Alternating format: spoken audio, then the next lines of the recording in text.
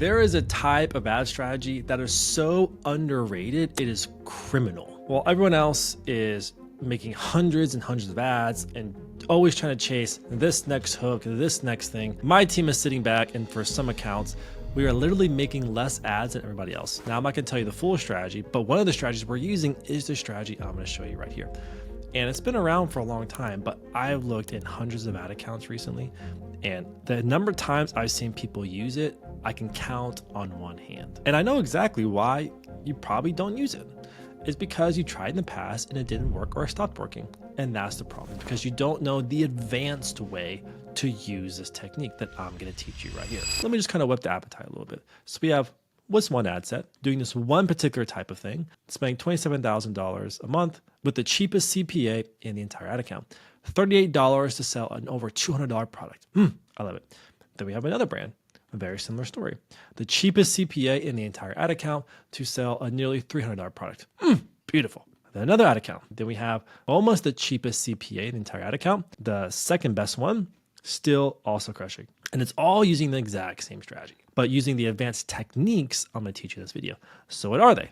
Drum roll, DPA ads. You heard that right, guys. DPA ads. They are absolutely ripping. Actually, funny story is DPA ads, these are broad audiences, so not retargeting, going after completely cold audiences, driving them at insanely cheap CPAs. But the crazy story was that years ago, I worked for an e-commerce brand called Rage On. Rage On was a print-on-demand anything company, but people would host their stores on their store and drive traffic to it.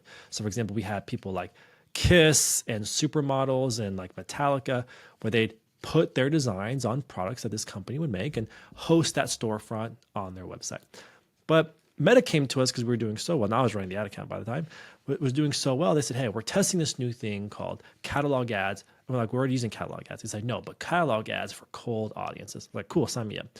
And they gave us like $100,000 or $200,000 to test this thing. And it sucked. But I kid you not, like 9 months later, it just started ripping. And I don't know why, but some people have just kind of gone away from it. And they shouldn't. It is ripping right now. If you do these advanced techniques, I'm going to teach you. If you don't do them, it's probably why it's never going to work for you. But guys, for every single account we use these on, and every single account that we do the strategies I'm going to teach you, they are crushing. All right, so what are DPA ads? DPA ads stand for dynamic product ad. Makes sense. So it's a type of ad where you upload your product catalog to Meta, and it will serve it to people. Now, you do this, and how we use it is we use it just for cold audiences.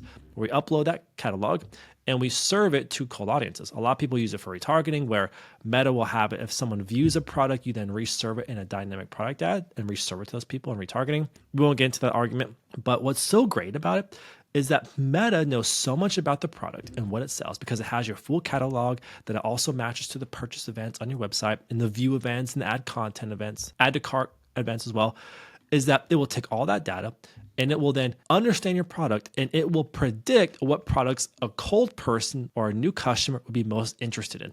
And that's why it's so beautiful, because it's taking all the information that it knows and you're giving us an entire catalog to them.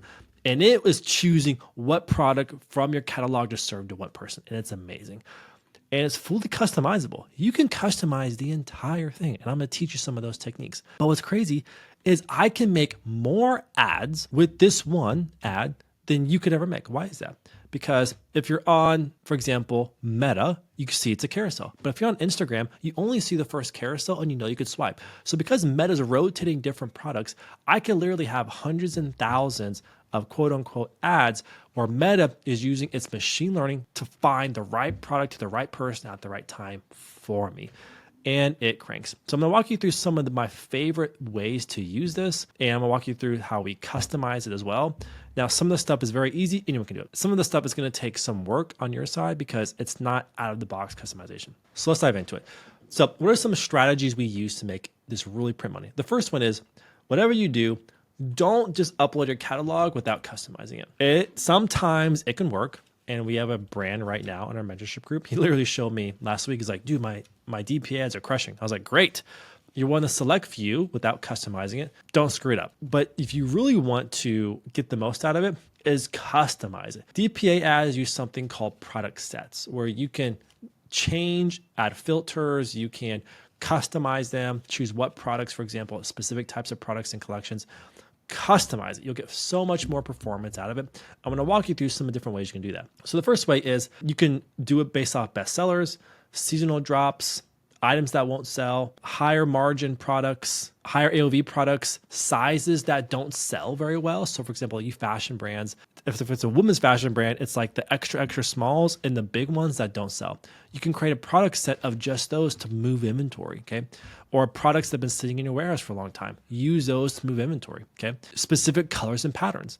We like to create product sets using DPA ads of specific colors. Why would you do that, Ray? Because you don't understand. Meta is so freaking good at understanding not only what you sell, also what people buy and their interests and what they're interested in, that I can create a catalog of just all my black items. For example, it can be black apparel, black cups, you name it. And Meta will serve it to people that it knows or believes that they like mainly black things or silver things or white things or pink things or green things, for example. It knows that. And so we do this all the time with our fashion brands. Well, because women loved specific color palettes and some of them only like specific color palettes, well, we'll create these product sets of just these colors and Meta will serve it to those people. And based off how the better it performs and how people engage with it, it will keep serving it to people. For example, we have a brand right now that they have a particular pink clothing item, pink.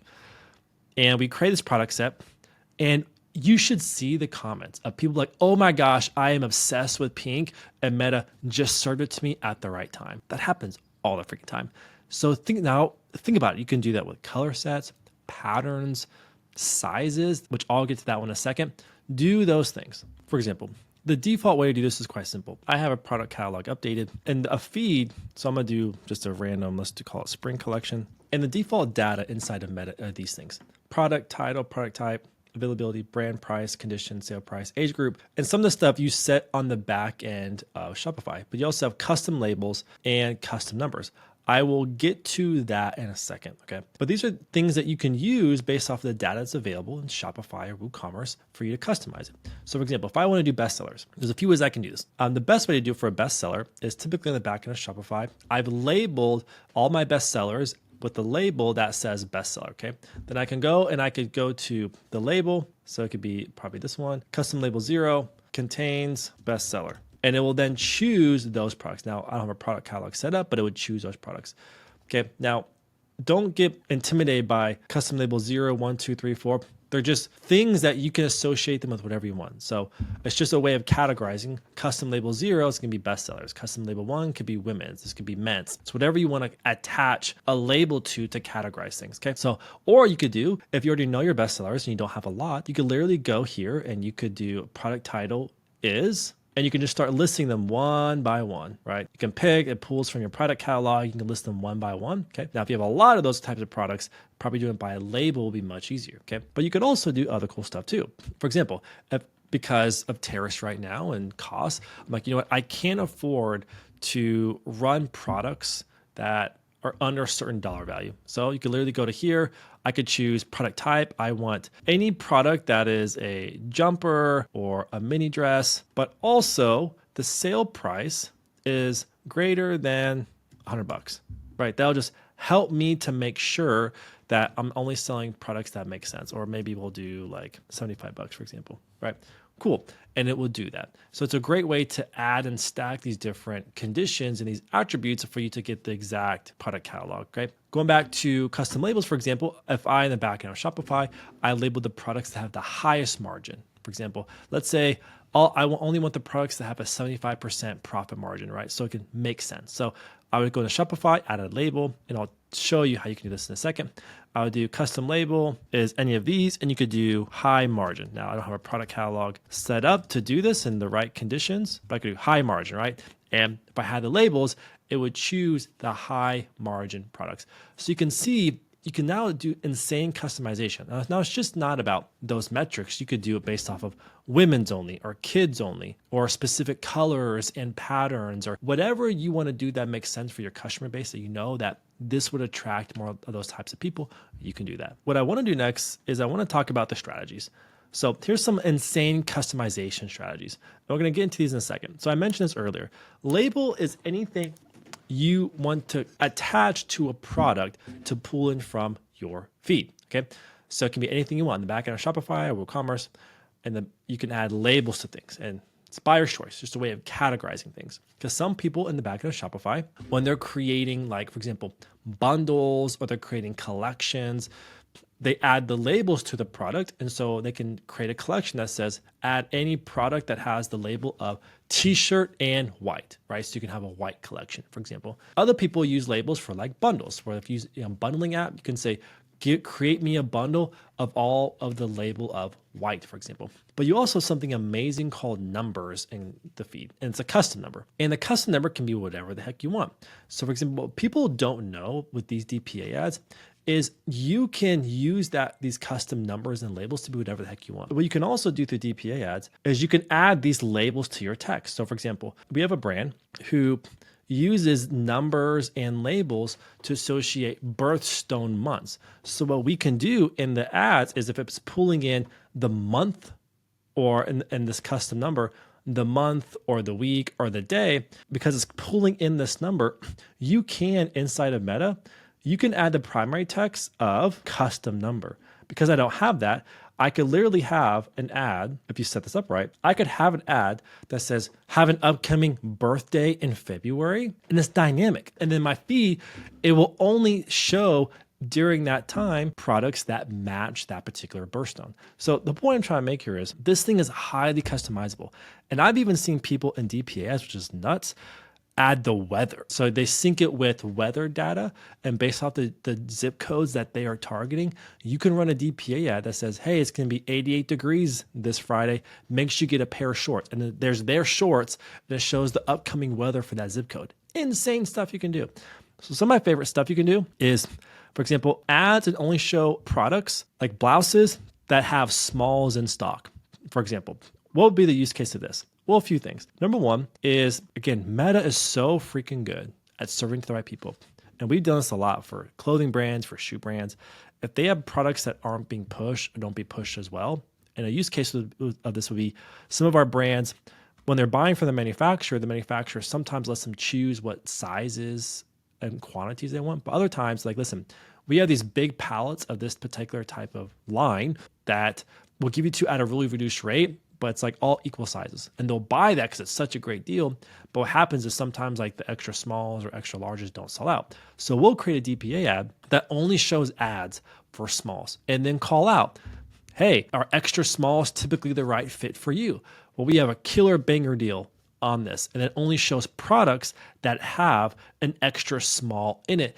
And what Meta then does is it then optimizes for extra small people. And so it's serving to extra small people because it understands who they are, and then more people engage with it, it finds more people just like them. The other one I like to do is we'll add rules in it so that we won't run any bestsellers if the most popular variants are out of stock, for example. I've seen this for years and years and years for all types of accessory brands and even CPG brands. Typically for like the best sellers, it's not just the best sellers, but the best selling variants. If I have an energy drink brand and the best seller is going to be black cherry, it's always the best seller. And every time black cherry goes out, performance dies. So what we'll do when we're running these DPA ads, add rules that push the best sellers until the best selling variant runs out. Now we do this during times where we have to be extremely efficient. And then we'll use other ways and other strategies and mechanisms to sell out of those other items, those other variants that don't sell out. But this is really great, especially if you always see that once the popular variant sells out, performance goes down, cost per CPA goes up. And another one is, a lot of people don't know this, is you can run videos now in DPA ads. Meta quietly rolled that out not too long ago, where these are products, okay? And the products are whatever you choose, okay? And I'll get to that in a second. But you can also run video. So you in a feed. And so real quick, I mentioned this on the feeds. Shopify has the default data that syncs with Meta in a feed. But you can use feed platforms, which is what we do when we want insane customization, that you can customize all this stuff. So in this feed platform, I can choose different images, different videos to run. You can split test them. And so, but people don't know is you can have videos. And why this is so crazy, and remember, this is all for cold traffic, right? And so what you can do is you can take, let's say you have 5 bestsellers. Let's say you have 10 really great selling products. I can go find the best converting videos or most viral videos of my products I can find online. make those their default product video that then Meta runs as an ad and will then put in front of the right people. It's crazy. I can make one ad that sells 10 different products and Meta will find the perfect person and match that ad to them. All right, so let's talk about some best practices. The first one is don't do white backgrounds. Just don't do it. It's dumb. It's a terrible idea. Never works. Please don't do that. That's probably the number one reason why a lot of these don't work when you run them or other brands run them. Or when they run them, they stop working. Or specifically, why they don't work on cold traffic. Because remember, retargeting is different than cold traffic. These probably always work on retargeting. Actually, I don't really do retargeting like this anymore for a lot of really important reasons. But for cold traffic, it does not work. Don't do it. That's the number one sin of people running these dynamic ads. Always customize it. Use special photography, flat lays, make it special, okay? The other one is make them full body or lifestyle. You've got to do this because at the end of the day, everything we do is about attention. Ask yourself, what's going to strike more attention? This or this? Even this, I'm not too fond of it, but it crushes. So what can I say? Would you rather have this or this? You've got to be thinking about this. What's going to give the most amount of attention, okay? That is really, really critical. Those are the two most important golden rules you must be thinking about. Now, in terms of platforms, you can use the default connection with Shopify. It's the easiest one, but then you can just use the rules, but you can't customize it. The next easy one is going to be a tool called Flexify with Shopify brand specifically. It's good, it makes it very easy. Why I like it is it allows you to choose what specific images you want to run. So there's an alt tag you can add to what image. So how this works is it'll just create a catalog from your product store in Shopify. And let's say you have a product and let's say you have 5 images of that product, okay? By default, without customizing it, the product catalog will pull the default image, which is the number one image. I'm sorry, it's the first image in the carousel on the product page. Okay, it's the first image. It pulls that by default. Flexify allows you to choose what image inside that carousel you want to be the default image. So if it's the best image is number 4, you can go add an alt tag and it will then use that as the image it serves in the dynamic product ads. A platform we use is Data Feed Watch, and I can fully customize whatever I want. I can choose whatever images I want, whatever videos I want. I can do some pretty insane customization with those. I can add filters to them, like image filters to them that are overlaid over the image. A lot of really cool stuff you can do. Setup, it takes you getting over the learning curve, but it's a great tool. You can customize whatever the heck you want. And it's like the extreme. If I really want to go insane, I can do that. I can even change different destination URLs if I want to test different landing pages with it. More effort. Most people can get by with this, no problem. It gives you enough customization. But if you want to go like crazy, like balls to the wall, that's the one to choose. All right, so these ads crush. I am just so much in the Bandcamp right now that you don't need to test hundreds and hundreds and thousands of ads because I live that life. We still live that life for some brands until we find the right strategy because your ad account is always a reflection of your overall business strategy, right? Remember that. But if you need some more efficiency right now, every brand that we do these things with, like these dynamic product ads, freaking crush because we take the time and we think through what's going to drive the most amount of attention? How can we leverage Meta to our strategy to force it to serve the people that we believe want or need these products? And that's why we're so successful. But beyond that, if you tried those before and haven't worked, ask yourself this question. Is it your strategy that doesn't work or is it the tool that doesn't work? Why is it that my team, who are strategists, can take the exact same type of tools, but then get 10x the output from other people? It's not because the tools don't work, it's because the strategy is more important. That's why my team are strategists. And that's why I pay them so much money because they're the best of the best. Okay, give this a try. I'd love to know in the comments how it performs for you. I'll see you in the next video.